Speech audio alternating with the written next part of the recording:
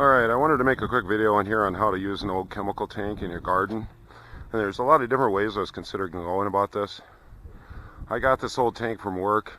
They didn't want it. It had a pretty harmless wastewater chemical in it, so it's no big deal. And it's food grade plastic, also no big deal. Took my angle grinder, cut it in half. It took 2 cut-off wheels to cut this thing in half. These brace struts on the side are thicker than they look, I suppose because of the weight of the chemical tank it had to be. So be prepared if you do this. So right side I'm starting to fill with dirt, and I'm going to use that as a giant planter. On the bottom is the original lid. On the top I took the lid off. I put a stainless steel screen in the bottom so all the soil doesn't leak out with drainage from rain.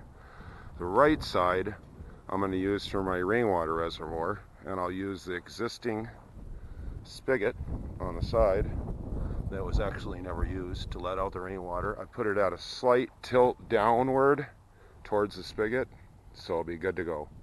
I can catch rainwater, reincorporate it to water their garden.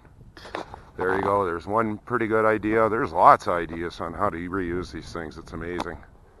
Feel free to explore. Use your head. Thanks for watching. Please subscribe.